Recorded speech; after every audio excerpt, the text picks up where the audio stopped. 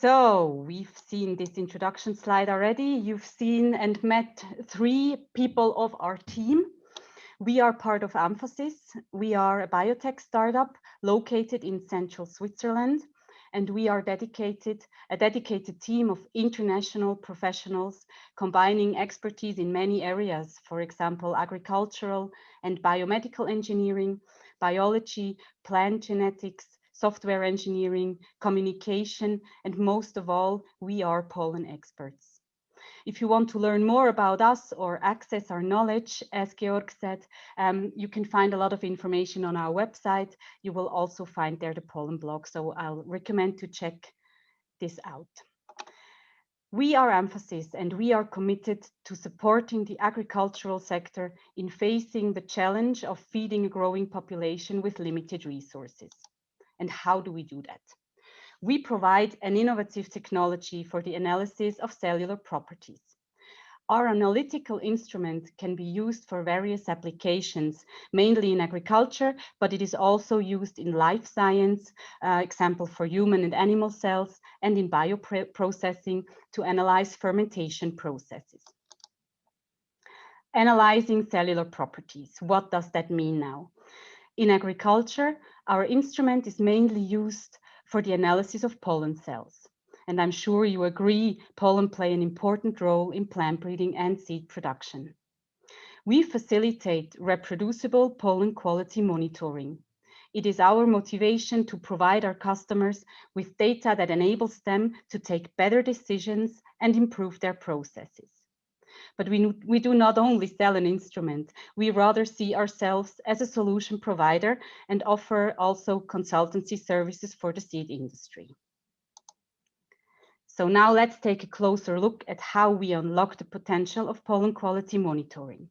I will start by giving you a basic understanding of our technology. Then I will show you where and how our customers use our instrument, and most importantly, I will show you a selection of application examples.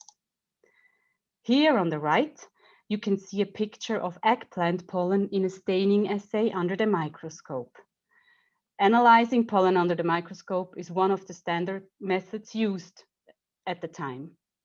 And now let me show you how we see pollen with our technology. Our pollen analyzer is a powerful tool based on a technology called impedance flow cytometry. The core of our instrument is a microfluidic chip. You can see here the enlargement of it on my screen. And a sample of pollen cells suspended in a buffer is pumped right through this little channel that you can see here on this chip. This channel is just a little wider than the size of the investigated cells, and it is framed by electrodes. These electrodes apply an alternating current to the suspension, and the cells react according to their properties. The response of the cell membranes, their volume, and the cytoplasmic conductivity allow to discriminate between living and dead cells. So, the output of a measurement is a so-called scatter plot. And this is how we see pollen cells. Each dot here on the plot, let me show you, represents one single pollen grain. The viable pollen cells appear on the right-hand side and the dead ones on the left. So in this example here, you can see that 73% of all pollen measured were viable and 27% were dead. A very fascinating fact about this method, and obviously a huge advantage over the traditional methods like staining and germination assays, is that in an average measurement, 10,000 cells are screened and automatically analyzed in less than 2 minutes. Our instrument can be used for a variety of applications. In plant breeding and seed production, it is most frequently used for pollen viability determination and pollen counting. But in addition to that, the determination of microspore developmental stages for DH protocols, pollen ploidy, and fungal spore viability are important applications as well that can be performed with our instrument. So now let me show you where our instrument is currently used. As you can see, the use of our instruments spans from research and breeding to production, research and production. In research, for example, our technology is used to select the right anthers for the development of DH protocols. In breeding, our technology is used for systematical line characterization, like, for example, to determine the amount of viability of pollen of different lines, their lifetime, and their shedding behavior. And in production research, one of the applications is to optimize plant growth conditions, for example, by investigating the impact of heat on pollen development and by then moving the production of affected lines to colder regions, for example.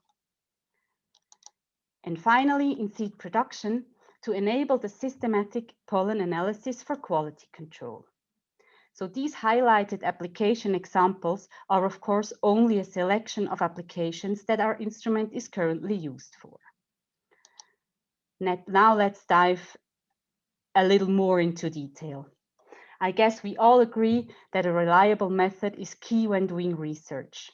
When you use a tool or a technique to collect data, it's important that the results are precise, stable, and reproducible. The picture here on the right shows a typical in vitro germination assay, a method which is commonly used for pollen viability analysis. On the left, you see our scatter plot, showing the viability of pollen cells. So what's the relation between microscopy and the scatter plot? Both are methods to determine pollen viability. The one on the right is a traditional method, the one on the left is our new cutting-edge technology. I would now like to tell you a story, so don't laugh if I start with once upon a time, one of our customers wanted to validate our method by creating a correlation between germination and pollen viability with the C32. What they achieved is in a first round is what you can see highlighted on the graph in the middle.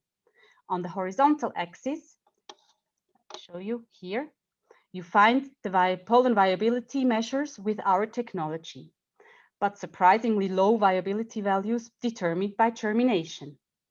In this case, a traditional germination buffer, as described in literature, was used. So you can imagine that our customer contacted us right away and wanted some answers. Of course, how can it be that if they measure the same cell population with two different methods, they get different results? We wanted to find out how this was possible as well and started to investigate the composition of the traditional germination buffer and then adapted it to the needs of cell physiology. And then we did the same analysis again. And that's what you can see here in the screen now. In the blue line. With this buffer, a strong linear correlation was observed between the values obtained with our technology and germination. So this clearly shows how strongly germination assays depend on the germination medium used. Depending on the composition used, the results can look completely different. So to resume, the results of the Amphasys 32 correlate clearly with germination assays, but, and that's what I want to emphasize, measurements with the Amphasys 32 are by far more precise, a lot faster, and less prone to human bias than tedious germination assays. But how do we know that pollen viability is indeed an important factor? Have you ever asked yourself if pollen quality directly influences seed set? Or do you even know what pollen quality threshold is needed for each of your lines to get the maximum seed set? We have asked ourselves the same question and decided to conduct a large field study with 12 different tomato varieties and over 800 plants. In this study, we could prove a strong correlation between pollen quality and seed set. The graph shows the correlation between pollen viability, here on the x-axis, and seed set on the y-axis. Above a certain level of pollen quality, seed set does not significantly increase anymore. For a target seed set, the minimum pollen viability needed can be determined, as you can see by the dotted lines. And the shape of this curve differs between different crosses. So this means that viability threshold has to be determined individually for each line. And the pollen quality also varies considerably over time, as you can see in the graph on the right. So what happens if your pollen batches have viabilities below or above the defined quality threshold? If it is higher, you might be wasting precious high-quality pollen. If it is lower, you will obviously not obtain a full seed set. But there is still use for such low-quality pollen. You can use them to dilute batches with higher pollen viability to get the desired threshold and ensure maximum seed set. This is what we call pollination formulation. I'm going to show you an example of this on the next slide. But first, let me wrap up here. There is a clear correlation between pollen viability and seed set. And the Amphasys 32 enables you to identify the specific pollen viability threshold needed to achieve a full seed set for each and every line. This improves your whole seed production process, saves you time, manpower, and surface needed for male plants. So now let's dive into the topic of pollination formulation. Imagine now you have a pollen batch which is above the required threshold. How do you know how much of this pollen is needed in order to not to waste precious pollen?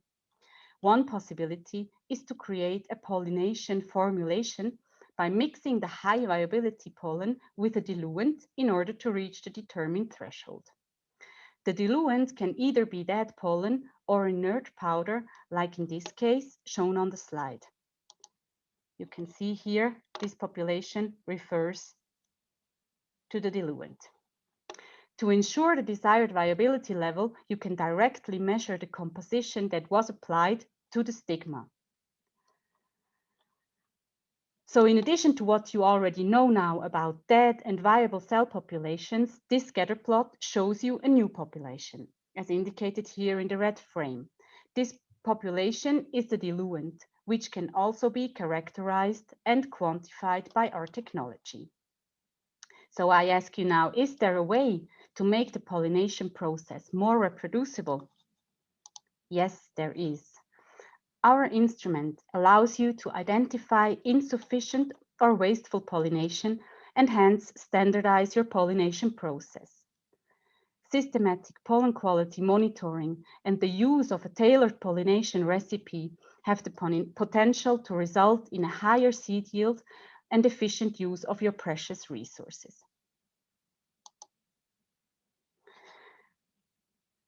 In addition to viability determination, further populations can be detected. In my previous example, I have shown you how we are able to identify and characterize diluents. In this example here, you can see another population indicated below the red line. This one here. This population was identified as so-called aberrant cells. You can see those little shrunken cells indicated by the blue arrows. The origin of these aberrant cells is well described in literature. Early pollen development is a highly temperature-sensitive process, and aberrant pollen cells are linked to arrested or aborted pollen development at this early stage. This problem in pollen development is caused by heat stress, and some genotypes are more susceptible than others. Therefore, these types will produce a higher proportion of aberrant cells.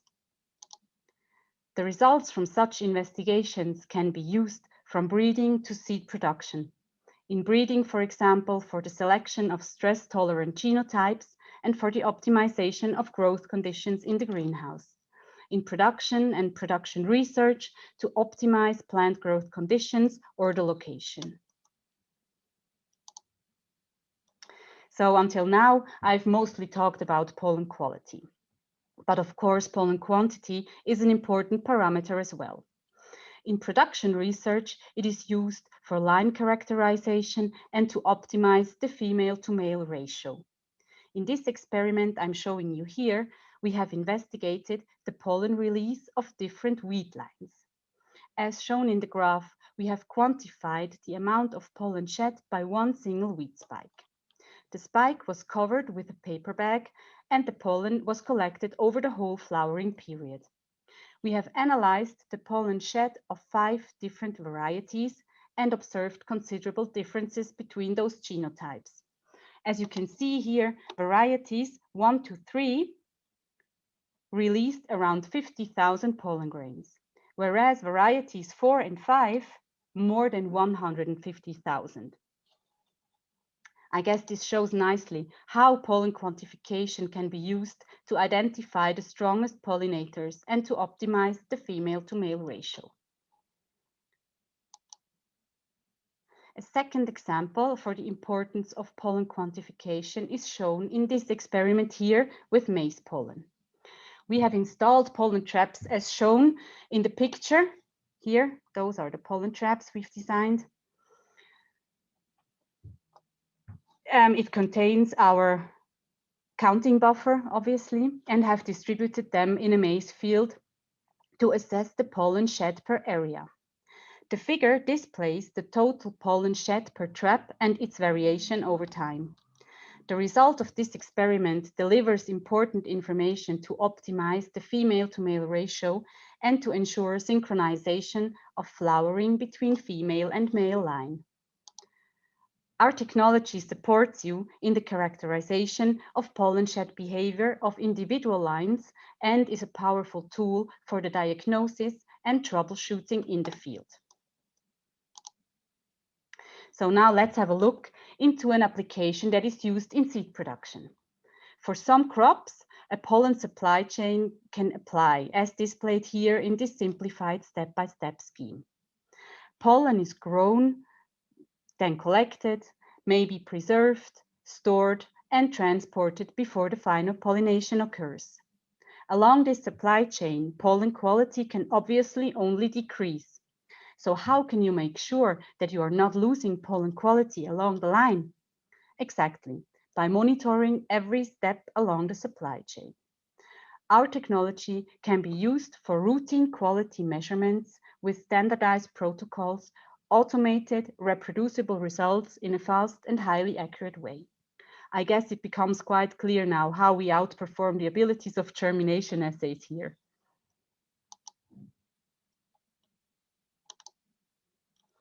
As mentioned in the beginning, our technology not only provides information about pollen viability and quantity.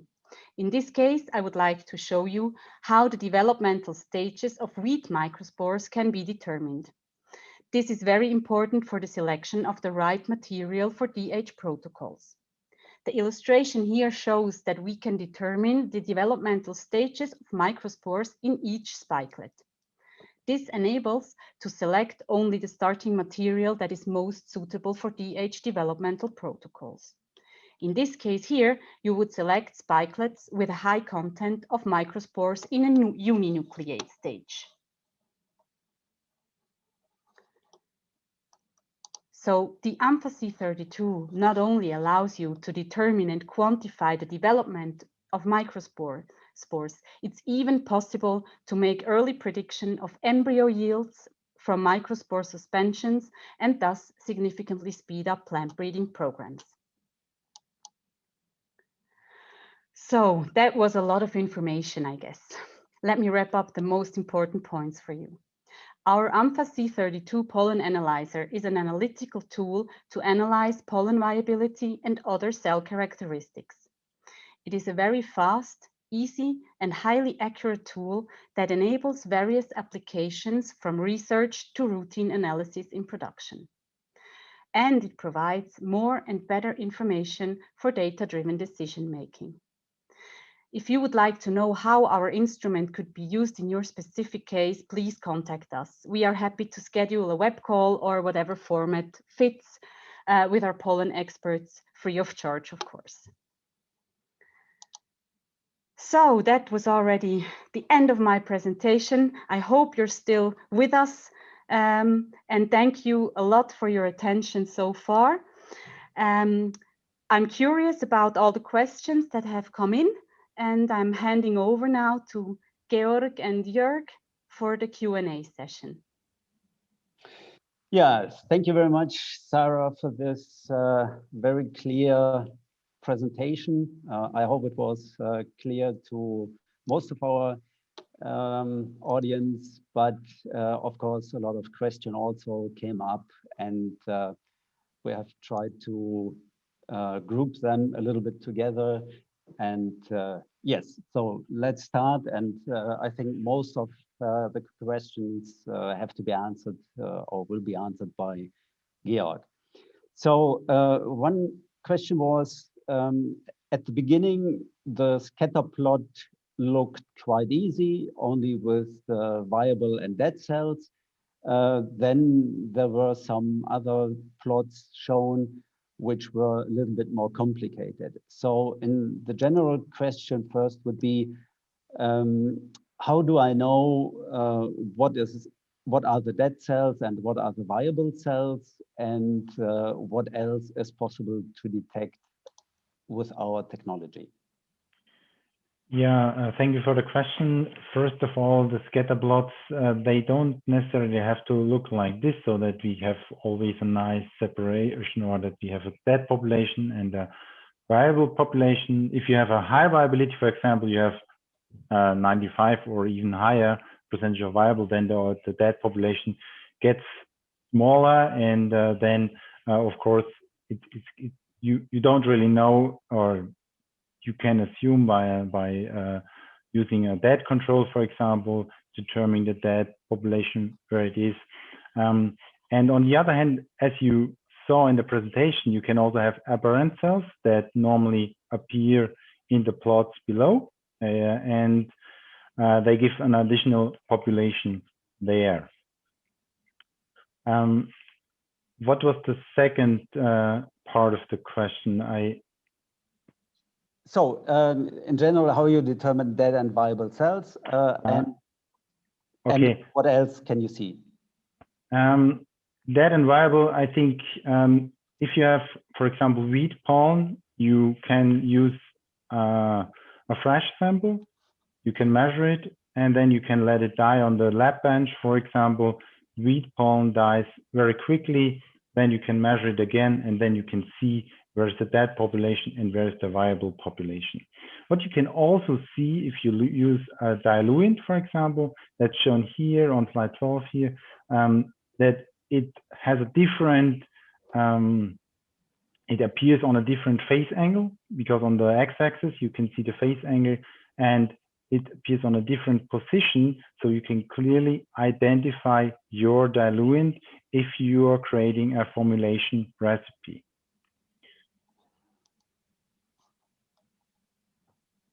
Okay, then the question would be, which pollen can be analyzed? So we have a spreadsheet on our webpage. I think there are 200 species there. So we can analyze a lot of pollen. We just have to suspend it in our buffer. So that means that we can pump it through the chip. We have to use the right chip. And then we basically can analyze every pollen that can pass our measurement channel. And yeah, if you're interested in, you can also send us an example, or you can just contact us, and then of course we can measure your pollen. That's not a big deal.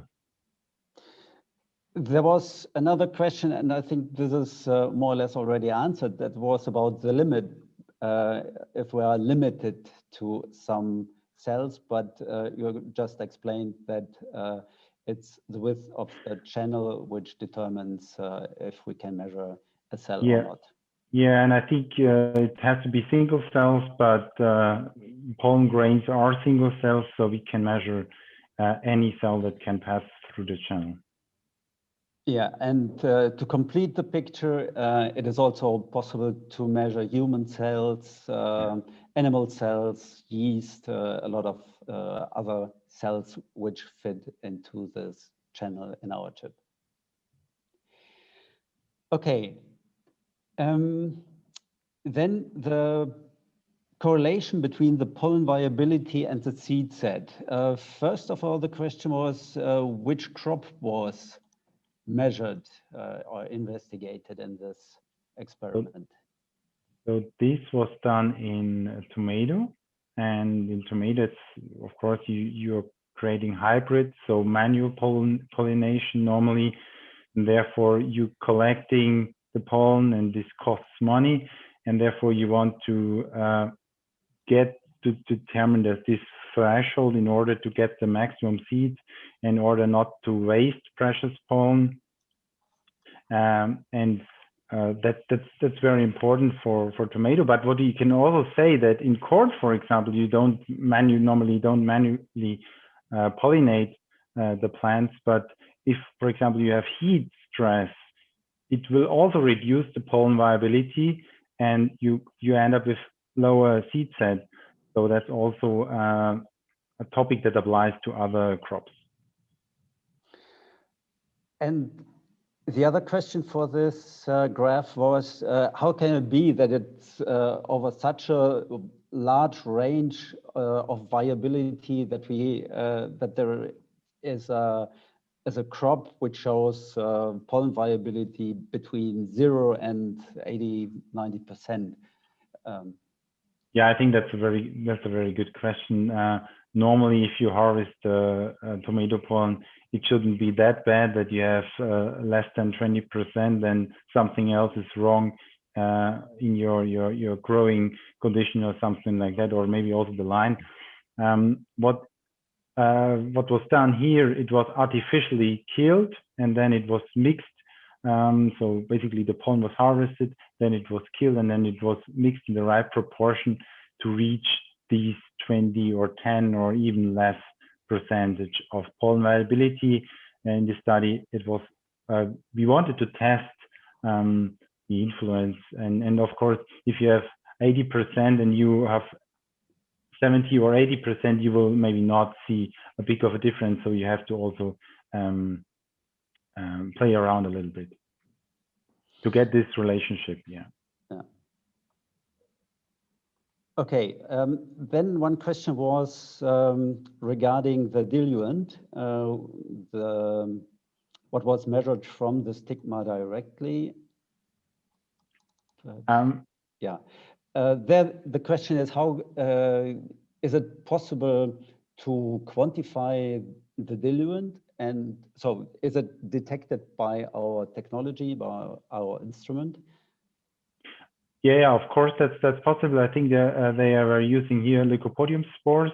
I also did experiments with starch, and they totally appear on another phase angle, and therefore you can clearly quantify it by putting a gating around. That means we are identifying the population, and then we clearly can say this is the amount of diluent in the plot, and these are cells, these are dead cells, or these are viable cells. That's possible. They have a characteristic pattern in the plot, the diluents. Mm-hmm. One interesting, more general question is, what have we done already with tree crops? So, for example, insect-borne trees or pollen from trees like apple, almond, cherries, and on the other hand, airborne pollen from conifers, hazelnut, and so on. Yeah, we are also experienced in these areas. So recent published paper was done on hazelnut. They were using our technology, and we also performed a lot of experiments last year on cherry, on pear, and also on apple trees to fine-tune the process, and that's possible. We can use it. I think there's also goes in the direction of storage of the pollen for later pollination. So that's possible with our technology to measure the pollen. Yeah. And yeah, what we can add perhaps is that we are just doing research on pine pollen. So this is also from the conifers that we do some work on that.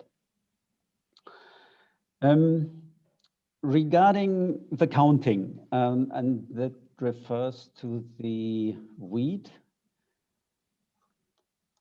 So wheat pollen normally is very short-lived. However, it is possible that we can collect and measure over the whole flowering period the pollen and measure it after that.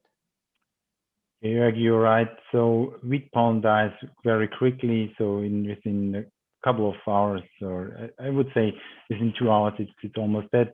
Depends on the conditions, of course.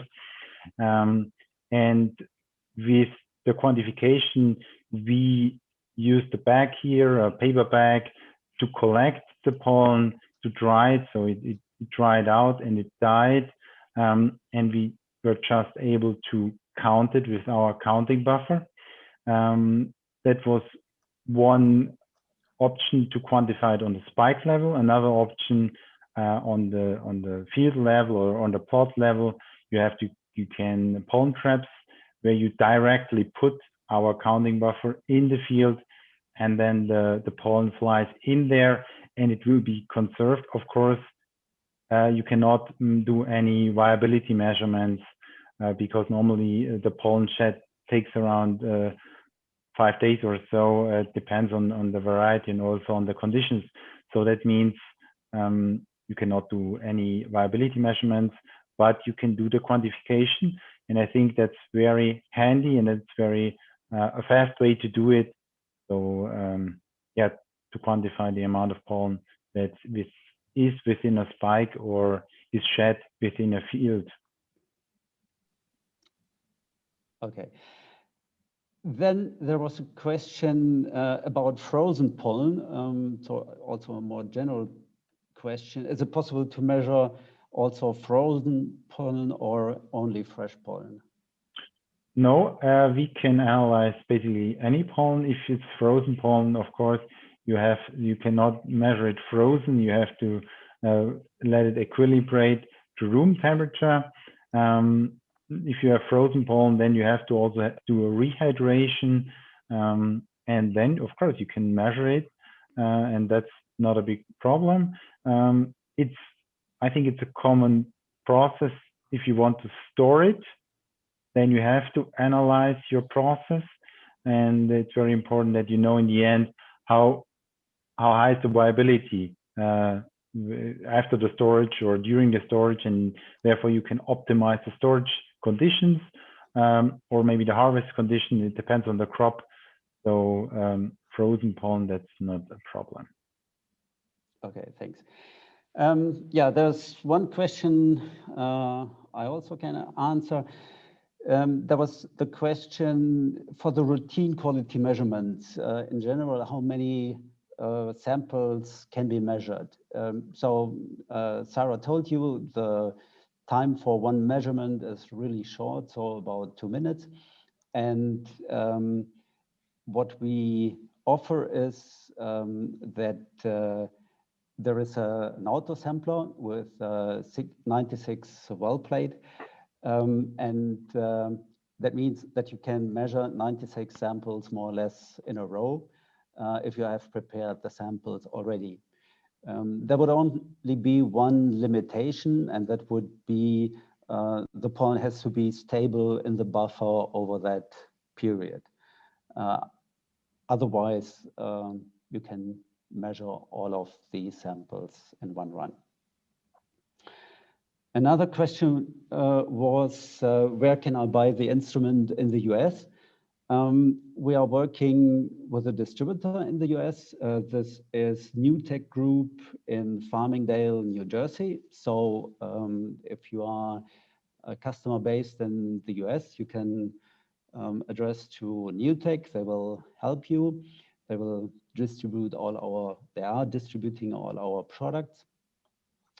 In other parts of the world, in Europe, for example, we do the distribution directly with our sales managers, and in the most other countries, important countries, we have other distributors. Otherwise, you can contact us directly via our website, send us a mail, and we will respond quite fast.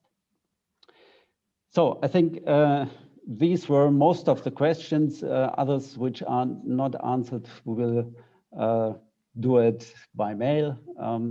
And yeah, so Sarah, So I'm so, taking over again, I guess. yeah.